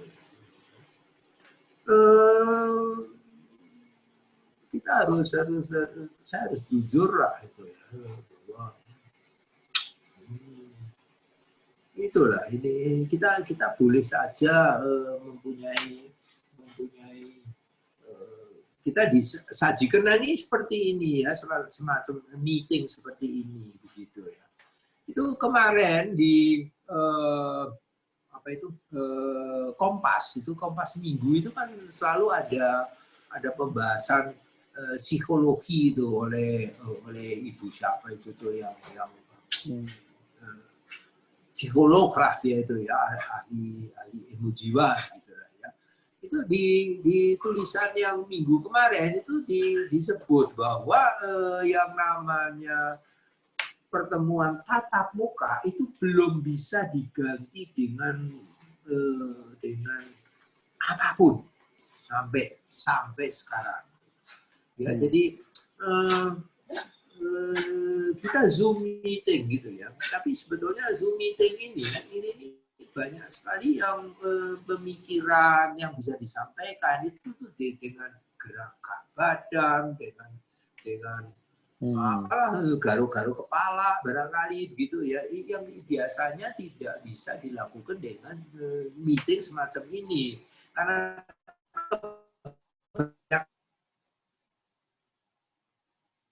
foto paspor bisa gitu kan, padahal kita tuh punya namanya body language, punya ekspresi yang bagaimana lah gitu, pakai nengok lah apa gitu, itu tidak bisa kita lakukan di sini. Kami harapkan itu nanti suatu hari gitu, kalau harus tetap ada Zoom meeting ini mungkin sudah mulai teknologinya sudah mulai hebat gitu, seolah-olah kita bisa melihat seperti manusia begitulah yang di atas meja saya ini atau duduk di depan saya di situ gitu. Ada tuh virtual gitu ya. Nah, itu akan sangat membantu ya. Tapi sampai sekarang belum ada. Nah ini seperti ini tadi ini udah terlalu ngantur lah ini.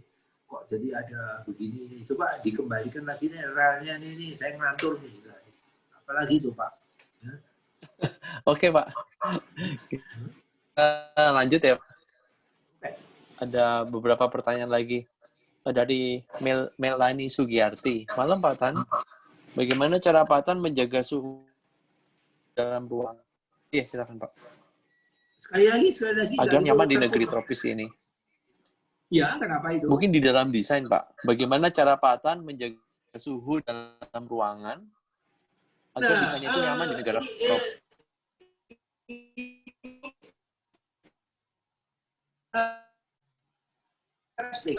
masa COVID pandemi ini, ya, itu tuh saya ini sekarang itu mulai buka rumah gitu. Ini ruangan saya ini ada aircon unit itu di atas itu. Ini selama COVID itu tidak nyala.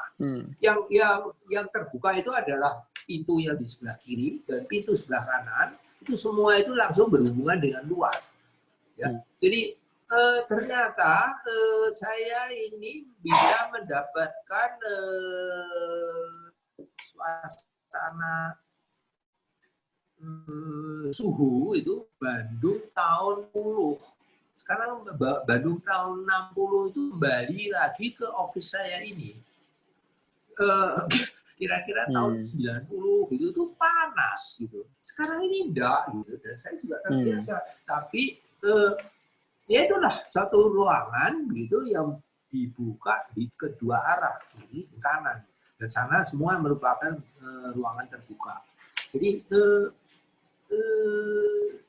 ini sangat membantu ini ya. Jadi saya sudah lama itu mempromot lah ruangan yang semacam itu. Karena itu adalah cara yang dulu, zaman dulu, tahun 60-an itu selalu dikuliahkan itu, harus begini itu. Bebannya tuh kalau ditulis begini-begini, nggak ada yang mau nurut. Loh ini kalau panas gimana, kan ada AC. Nah sekarang AC ini dianggap kurang sehat. Ya, jadi karena COVID gitu, aircon unit ini tidak sehat gitu. Ya udah matiin gitu, buka semua gitu. Nah sekarang ini terus terang aja ini, saya barusan ini menyelesaikan sebuah bangunan restoran gitu ya. Pada saat itu, ini restoran ini saya bilang, ini coba tolong membuat suatu teras yang panjang gitu. Buat apa ini teras ini mahal-mahalin? Sekarang terasnya itu yang larisnya bukan main. Karena orang sudah mulai melihat manfaatnya bahwa mereka itu dining on the terrace itu is very nice. And juga sehat. Karena apa? Karena angin itu. Ya. Nah, jadi kaidah-kaidah yang di dalam buku kuno lah biasanya mengenai tropical architecture itu tuh rasanya perlu dibaca lagi itu untuk adik-adik yang sekarang ini. Ya, dan ya itulah itu yang saya bisa tarik dari COVID ini kok menyebabkan kita kembali ke cara hidup yang dulu pakai kipas lah itu. Di Jakarta katanya masih panas, menurut saya sih tambah banyak kok orangnya, bukannya tambah sedikit buktinya. Oke, apalagi yang perlu di Terus pertanyaannya, ketika ya Pak, mungkin sedikit lagi ya. Pak Tan, apakah ada tempat dari HB275, nomor kodenya, Pak Tan, apakah ada tempat atau negara tertentu yang Bapak sangat suka dan kunjungi berkali-kali untuk dibawa esensinya dari desain Pak Tan, atau menginspirasi lah Pak Tan? Oh, kalau itu ada. Saya kagum banget. Portugal. Nah, ya. Portugal itu tuh di Eropa itu tuh dianggap tuh sebagai negara paria lah itu ya di Eropa gitu. Dengan segala macam kekurangan dan segala macam keterbatasan. Ya. Tapi kalau kita ke sana, kita lihat modern architecture mereka, tidak bisa ditiru loh. Itu karena mereka punya iklim beda ya gitu ya. Tapi apa yang mereka bisa hasilkan dalam keterbatasan itu sangat mengagumkan. Nah, coba aja. Jadi, saya tidak bilang negara lain ada yang membangun hebat-hebat gitu, banyak begitu gitu ya. Tapi Portugal ini seolah kayak dilupakan gitu ya. Portugal. Bukan Jepang, bukan China, bukan Amerika, bukan mana-mana. Portugal. Oke. Pak Tan suka karyanya Alvaro Siza, Pak Tan? Alvaro Siza bagus. Muridnya itu siapa lagi itu satu tuh, aduh siapa tuh ya itu bagus itu. Soto de Moura. Oh, itu bagus gitu. Cuman kita tidak bisa meniru itu secara gamblang, itu lain itu di sana iklimnya lain gitu ya.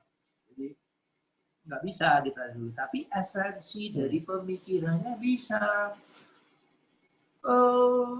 Mengagumkan lah itu tuh. Saya lihat itu ya ada konstruksi besi segala macam. Ini bagus ini kayak tepat guna gitu loh. Tidak terlalu dicari-cari ya.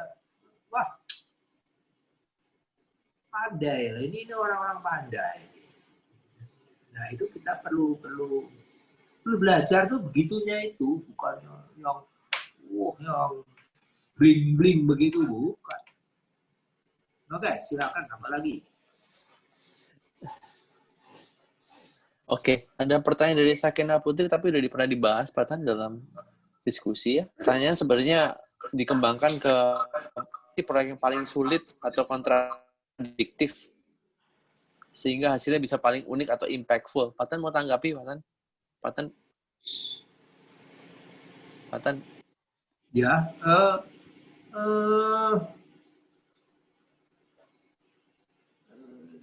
itu tadi itu perkataannya itu tuh saya nggak gitu dengar itu. Sekali lagi coba bisa. Oke, sepanjang perjalanan karir dalam mendesain, proyek manakah yang dari sisi personal Bapak yang paling menarik dan mungkin paling sulit atau kontradiktif sehingga hasilnya paling unik? Oh, udah dibongkar itu. Udah dibongkar. Jadi begini. Kenapa dibongkar, Pak? Ya pemiliknya ganti terus menganggap itu tuh not good gitu ya dibongkar itu ya. Rumah itu saya mendapatkan penghargaan IAI itu. Udah dibongkar. Itu penghargaan IAI yang saya dulu dapat itu tahun berapa saya lupa begitu ya, itu ada gitu. Itu tuh udah dibongkar gitu ya. Jadi masyarakat kita ini memang nggak bisa menghargai sih ya begitu ya. Jadi ya udah jalanin aja gitu, nggak usah perlu menyesal gitu ya. Oke, tapi begini saya berapa bulan yang lalu ini saya kan juga ngoceh ini ngobrol gitu ya dengan tapi mungkin audiensnya itu beda gitu ya. Mudah-mudahan mereka itu salah atau bagaimana begitu, salah alamat atau apa gitu, tapi obrolannya itu adalah mengenai saya malah lebih berbicara mengenai arsitektur gitu. Kalau yang di sini tadi bicara ini kan bukan arsitektur ya, tapi mungkin bagaimana saya mengelola sesuatu yang kecil, berbiro yang kecil gitu ya. Oke. Tapi begini. Beberapa bulan yang lalu lah, Oktober gitu, saya tuh pernah juga Zoom meeting begini, itu mengatakan begini adalah, loh,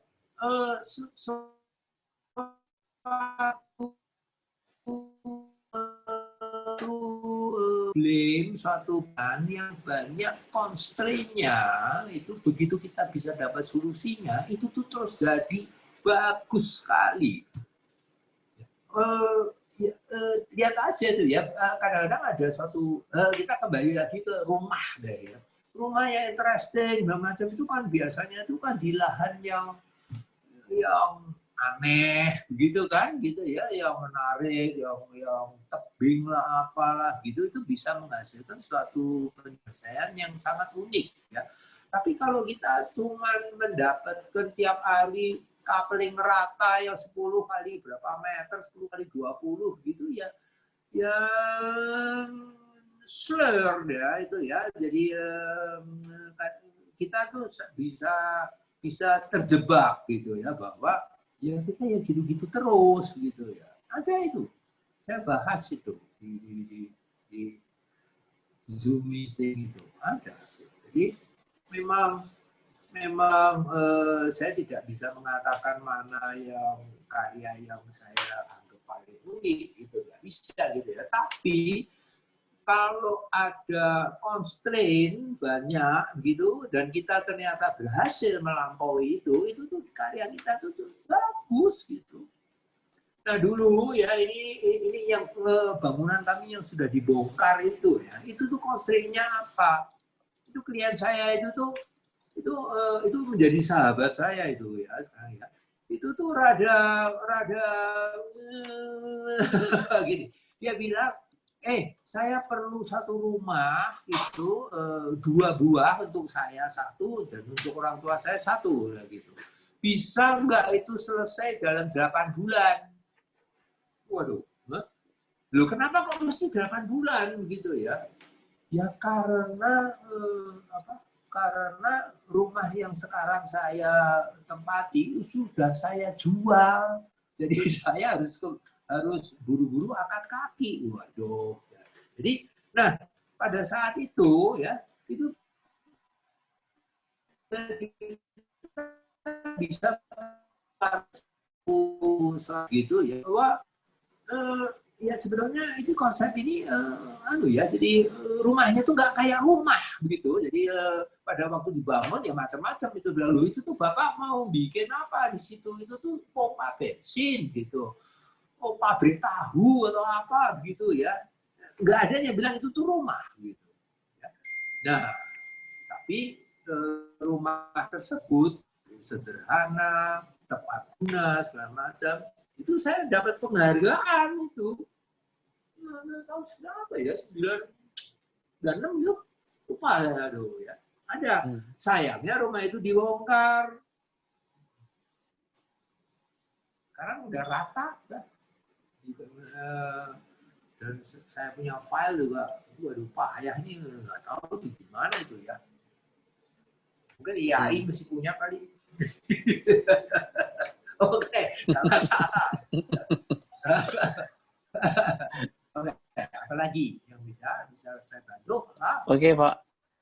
Cukup ya? Oke, ada 3 pertanyaan lagi ya, Pak. Habis kita bisa tutup ya, Pak.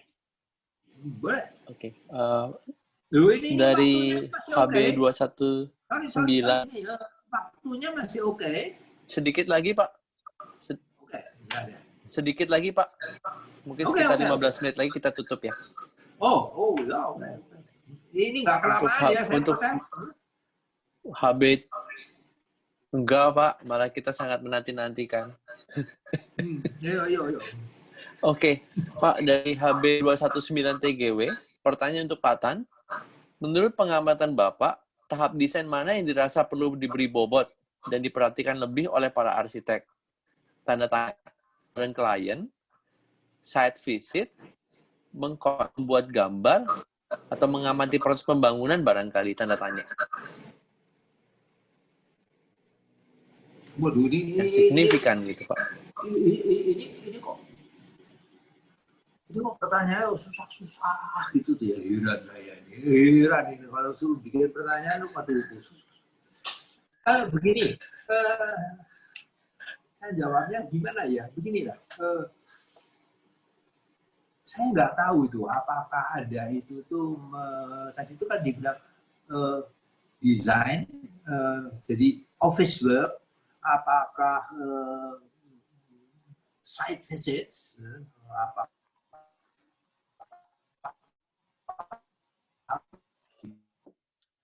sebetulnya Anda itu tuh harus punya pengetahuannya sebetulnya sih. Pengetahuannya tuh misalnya begini loh. Loh ini kalau kita membuat ini bocor nih. Nah, gitu ya. Jadi nah itu kadang-kadang itu tuh nggak bisa nih. Kita tuh nggak bisa dapat pelajaran itu di sekolah gitu ya. Di pendidikan kita tuh nggak dapat gitu. Loh ini kalau kayak gini ini kita lakukan ini ambruk ini gini. Itu tuh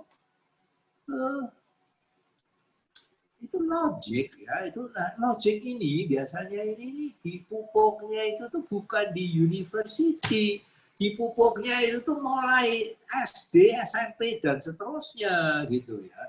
Nah ini saya cuma merasa beruntung aja bahwa saya itu tuh mendapatkan pendidikan yang urut, pendidikan dasar gitu. Jadi saya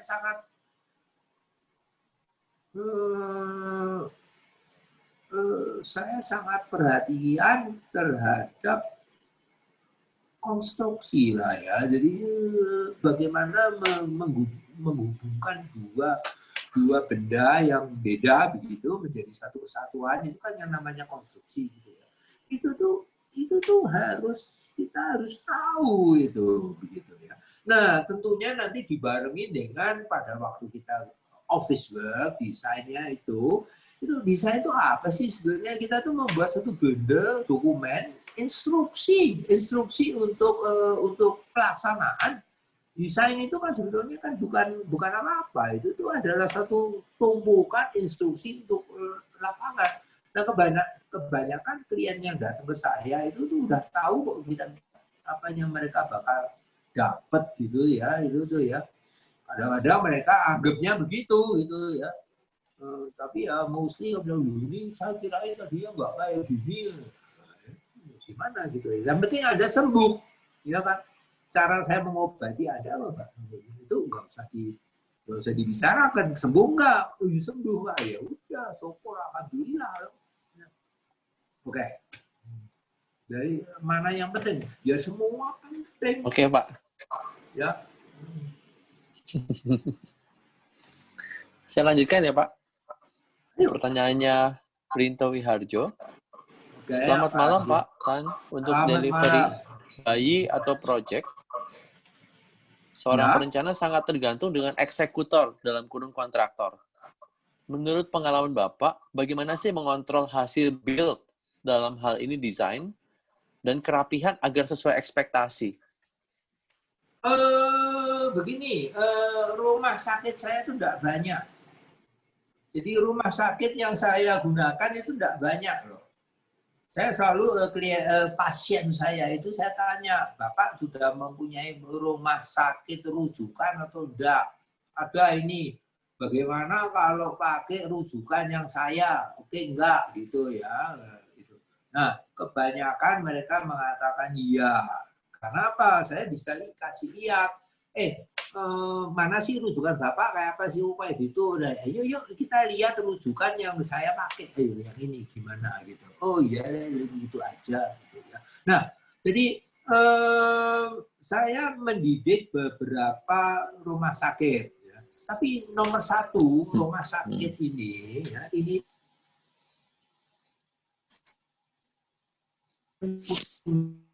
harus mengikutinya resadi. Jadi kalau saya bilang Pak saya nggak mau tuh kayak gitu, oh ya udah jangan jadi rujukan saya gitu kan. Ya. Nah, nomor satu harus jujur, nomor dua harus mau belajar gitu. Itu rumah sakit yang saya pakai itu tadinya itu cuma klinik kampung loh. Klinik di kampung itu tapi sekarang bisa menjadi hospital yang lumayan ya, oke kok gitu ya. Tapi terus terang saja saya juga tidak bisa sembarang memakai rumah sakit. Nah, ini itu perlu. Nah, itu kenapa kok bisa begitu ya? Karena saya perusahaan kecil. Klien yang datang ke saya juga kecil, anggapannya kecil, padahal gede gitu ya. Masih bisa saya persuade, masih bisa saya persuade untuk berpikir menurut saya punya pola lah. Karena dari satu proyek ke satu proyek lain, dari satu kelahiran lain, itu saya bisa memberi satu percontohan gitu loh. Ini nih coba yang ini karena begini terjadi ini begini. Masih mau ikut enggak? Saya punya cara berpikir gitu. Oh iya Pak, oke. Sekarang juga aneh-aneh itu ya. Nah, ini anekdot ya, ini anekdot. Anekdotnya tuh gini, ini ada pasangan muda gitu, dia mendapatkan dana dari orang tuanya untuk membuat rumah. Oke, saya tawarkan ke mereka, bagaimana kalau membuat satu unit dengan 2 rumah kecil di atas tanah ini, gitu ya. Karena apa? Karena satu anak muda sekarang kan keluarganya kan kecil-kecil ya, itu ya, nggak seperti saya punya kakek saya itu anaknya itu tuh 9 itu pun yang hidup loh. Yang meninggal itu tuh ketambahan lagi itu. Nah, oke. Gimana kalau kita membuat 2 unitnya kecil saja gitu. Oke, itu kayak apa Pak? Oh, kayak begini itu kalau 2 unit kecil. Atau satu yang besar. Oke, kamu pulang untuk nanti di apa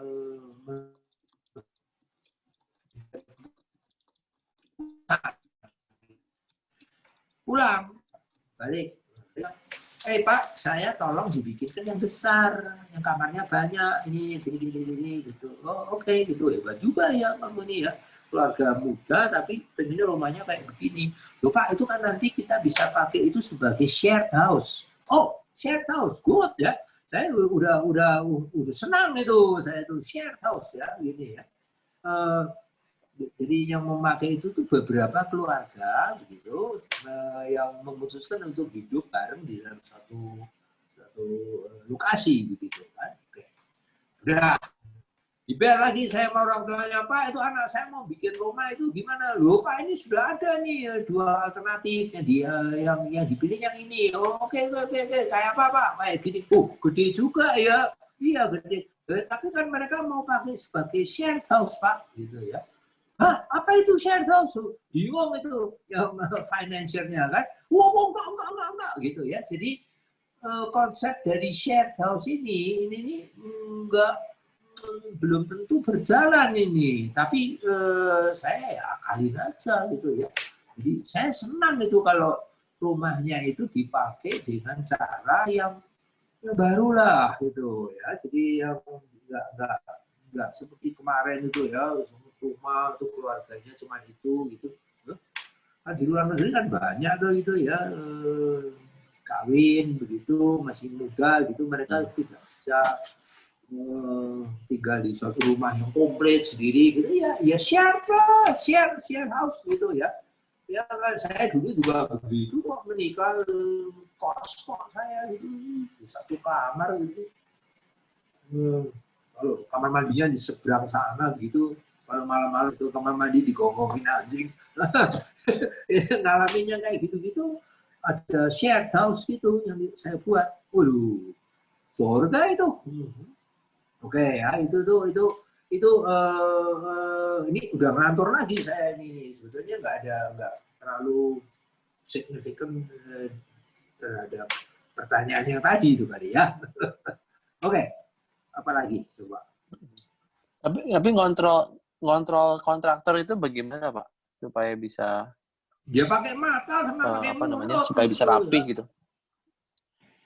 Pakai mata itu dong. Terus ngajarin gitu ya Pak di coaching ya. Iya makanya jadi di coaching begitu ya. Makanya saya kan bilang tadi saya tuh tidak bisa mempunyai banyak rumah sakit ya. Jadi saya punya rumah sakit rujukan gitu ya.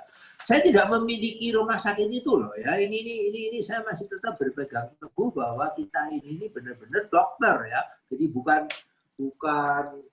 dokter yang mempunyai apotek.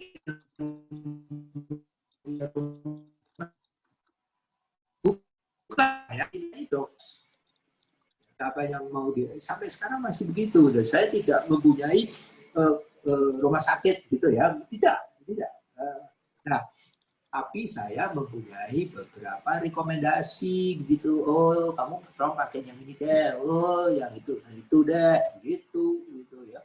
Nah, ya karena apa? Karena ini si kontraktor saya ini juga orangnya juga mungkin kita tuh satu pemikiran gitu di dalam kancah berbeda, tapi metode berpikirnya itu sama gitu ya. Jadi ya, sekali lagi lah ya, kita boleh macam-macam lah ya gitu, tapi kan kita tetap satu pemikiran gitu kan. Bineka Tunggal Ika kan, ya dong. Boleh aja mau hijau, kuning, merah apa terserah gitu kan. Sebetulnya bukan sesuatu hal yang baru, itu bukan, itu santai aja. Ya. Kehidupan biasa. Oke, apa lagi? Oke. Udah, terakhir. Oke, yang terakhir ya Pak, sebelum kita tutup dan saya simpulkan. Ya. Terakhir nih Pak, pertanyaan untuk Pak Tan. Bagaimana Bapak mengajari desain ke arsitek atau desainer yang lebih muda, Pak? Dan belum pernah bekerja dengan Bapak sebelumnya. Gimana bingung lagi lah ini? Bagaimana saya ngajarin gitu ya? Ya, ngajarin desain ke arsitek atau desainer yang lebih muda dan belum pernah bekerja dengan Bapak sebelumnya.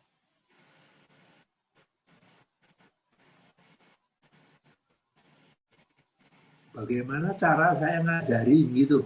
Pertanyaannya begitu? Ngajari desain ke arsitek atau desainer lebih muda, bisa ke siapapun Pak, mungkin bisa ke arsitek yang baru ketemu. Ngajarinya gimana sih? Kalimatnya sekali lagi, kalimatnya nggak jelas. Jadi bagaimana tadi? Bagaimana Bapak mengajarkan desain ke arsitek atau desainer yang lebih muda? Loh, mengajarkan itu gimana ya?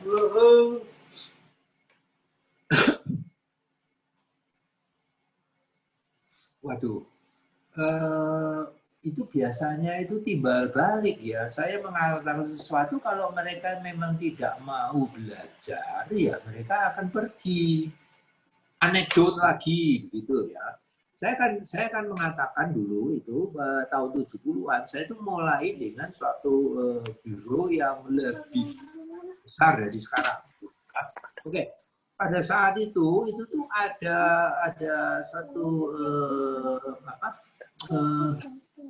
ada satu kejadian begini. Ada yang dari alma mater saya itu datang ke office gitu, Pak, saya mau kerja praktek.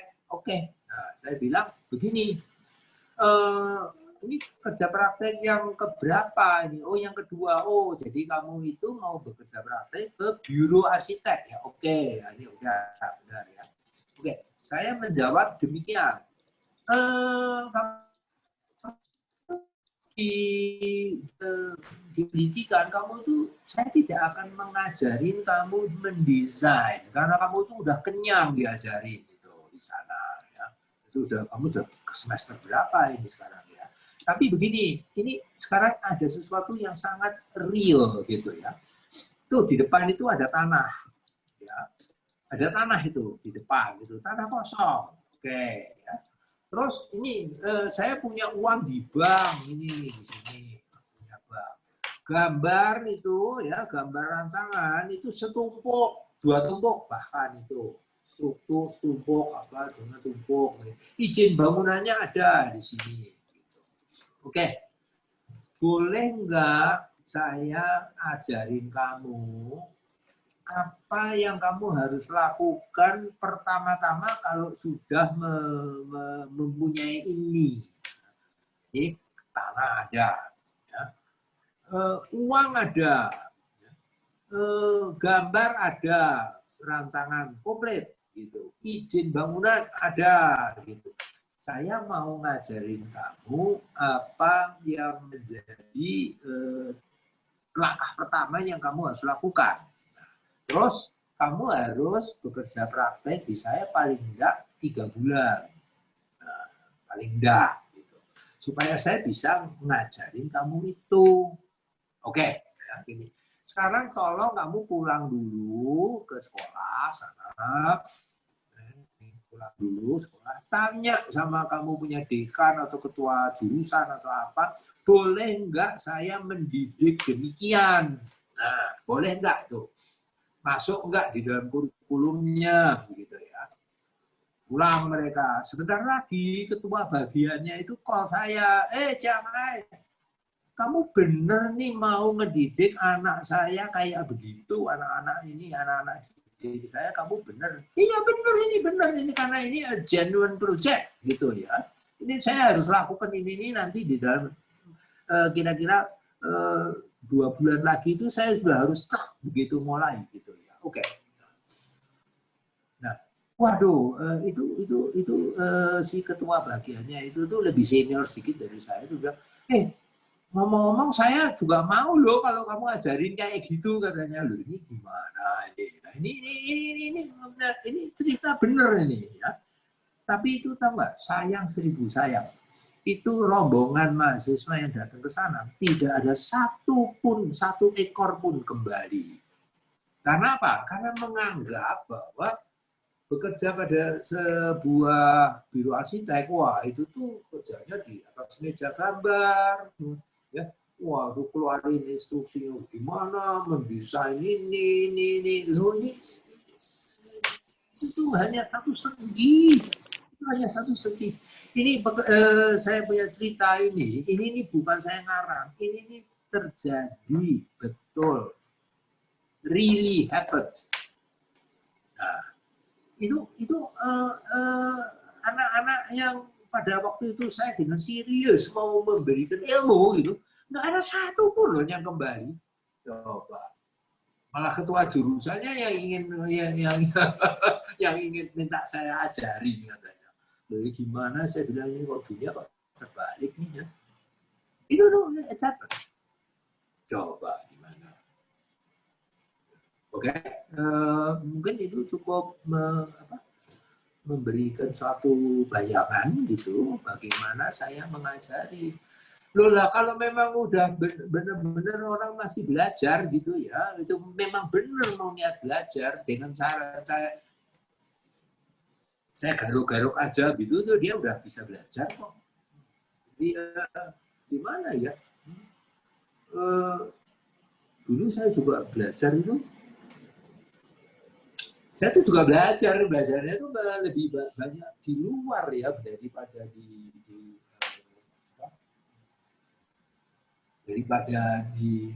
pendidikan yang formal gitu ya.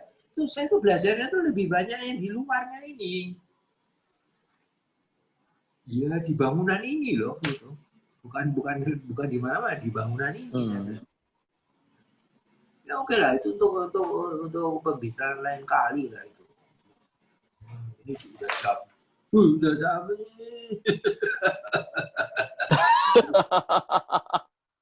Makasih ya Pak. Ada kata-kata penutup Pak Tan? Iya, ini habis itu saya simpulkan habis selesai.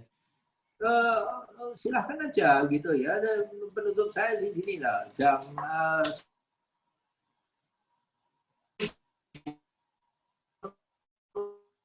lanjut, jangan berhenti belajar, itu aja. Jangan berhenti menyerap info yang berguna tentunya gitu ya. Diolah begitu, nah nanti bisa, mudah-mudahan itu bisa menghasilkan sesuatu. Oke? Silakan. Oke, Pak Tan. Saya simpulkan ya, Pak Tan. Ya kayak gini. Oke, saya simpulkan ya, Pak Tan. Saya izin. Oke, dari sesi kali ini dengan Pak Tan Chiang Ai, kita bisa melihat filosofi mulai dari kata kunci ya sederhana gitu ya. Yang saya bilang itu adalah sebuah understated proses yang menghasilkan understated beauty. Gitu ya. Halo, kedengeran? Kirana kedengeran? Iya, kedengeran ya, Pak. Oke, saya mulai ya. Kali ini dari Pak Tan Chiang Ai kita belajar filosofi menjadi sederhana. Sebuah proses yang saya mungkin garis bawahi sebagai sebuah proses yang understated. Yang menghasilkan understated beauty. Kita belajar dari Tan Chiang Ai bahwa berpraktik secara kecil tanggung jawab yang begitu besar juga, dan tanggung jawab itu dimani. Yang kedua, saya baca ada semacam kebiasaan pragma yang bekerja dengan ekosistem yang beliau percayai. Dan di dalam kepercayaan itu ada tanggung jawab itu. Yang diibaratkan dengan tadi beliau sebut dengan rumah sakit rujukan atau kontraktor yang dipercaya. Gitu. Yang ketiga, beliau menganjurkan untuk memahami sebenarnya tipe kontrak kerja. Yang tadi disebut ada 3 ya. Conventional, design and build, fast track. Dan beliau memperlihatkan bahwa kontrak kerja desain build di mana budget dan skill itu menjadi penting. Yang keempat gitu ya, beliau mengajarkan bahwa penting loh untuk bisa totalitas, bahwa menggunakan energi sepenuh hati, mata hati, kaki, pikiran, tangan dan seluruh hal dimiliki menjadi penting. Pada akhirnya masalah soal skala yang 3 orang, 2 orang ataupun sendirian, yang penting beliau merasa nyaman dan bisa menyalurkan energi dari pihak-pihak yang mempercayai beliau sebagai arsitek, yang beliau ibaratkan menjadi dokter tadi. Nah, saya pikir hal-hal sederhana ini menjadi hal yang sangat fundamental di dalam iklim Indonesia kita berusaha, seperti saran beliau tadi, terus belajar praktik yang kita jalani bersama. Saya pikir itu aja sosok dari orang yang sungguh menginspirasi saya juga dalam praktik. Untuk Pak Tan, bukunya tadi saya baru dapat kabar bahwa masuk nominasi ya, yang ini yang tentang Pak Tan. Nominasi Tan IAI Jakarta Award ditulis juga sama Mas Anas Hidayat, sama tim Oma Library. Saya pikir itu buat Pak Tan ini, jadi semacam ya penutup yang baru tahu hari ini, gitu ya Pak Tan. Terima kasih atas kesempatannya Pak Tan, saya kembalikan ke... Iya, oke. Terima kasih Kak Rich sudah memandu kelas kita. Terima kasih juga untuk Pak Tan yang sudah berkenan sharing malam ini. Teman-teman partisipan juga yang udah antusias, serta rekan-rekan Omah Library di balik layar. Sebentar. Supaya event-event Omah lebih baik lagi, silakan salurkan refleksi, saran, kritik melalui link yang sudah saya berikan di chat box tadi. Bentar, videonya saya matikan. Dan seperti biasa, di akhir sesi selalu ada foto bersama, jadi silahkan diaktifkan videonya. Saya tunggu wajah teman-teman semua untuk muncul. Oke, masih saya tunggu. Kita foto bersama Pak Tan juga.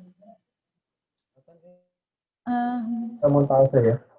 Pak Tannya mana ya? Udah nggak ada sih. Oh gitu. Ya udah bisa. Tadi saya udah share-kan fotonya Pak Tan. Oke, kita mulai ya teman-teman. 1, 2, 3. Sebentar, kita save dulu, terus lanjut. Lagi, 1 kali lagi ya teman-teman. 1, 2, 3. Halo teman-teman, terima kasih. Ada Pak Ya, terima Cahyo, kasih semua. Hartono, halo, Aditya Nugroho. Baik teman-teman yang kita nggak bisa sebut satu ya, luar biasa. Benar. Jangan lupa minggu depan di hari dan jam yang sama hadir lagi di forum ini. Kita akan sama dengan Pak Farid Masduki membahas tentang ekosistem dalam konteks praktik arsitektur. Oke, selamat malam. Jaga kesehatan semuanya. Sampai jumpa minggu depan. Salam. Terima kasih. Terima kasih.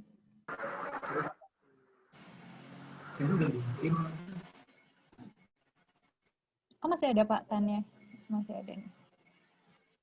Udah ada Pak Tan? Iya. Pak Tan. Iya, di internet. Terima kasih Pak Tan. Iya, sorry. Capture dong Pak Tan, foto bareng. Oh iya, mau foto lagi ya? Oke. Capture ya Pak Tan, foto bareng. Lagi ya, sebentar. 1, 2, 3. Oke, sudah selesai. Terima kasih ya Pak Tan. Nanti ketemu. Oke, Bandung. see you. Ya, see you lagi Pak Tan.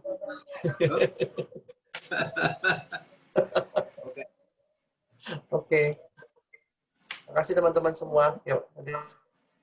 Pak Tan, bukunya dapat nominasi IAI Jakarta. Kabar baik. Nominasi IAI Jakarta Award bukunya. Kategori penulisan. Oh gitu? Iya, puji Tuhan. Oh, tadi ya saya Tadinya saya malah mau kritik. Harus dikritik, Pak Tan. Nanti ketemu ya, kritik ya. Oke. Oke, Pak Tan. Terima kasih. Yuk, out ya. Bye ya semuanya. Malam semua. Malam semua, Mari. Bye. Malam Pak, terima kasih.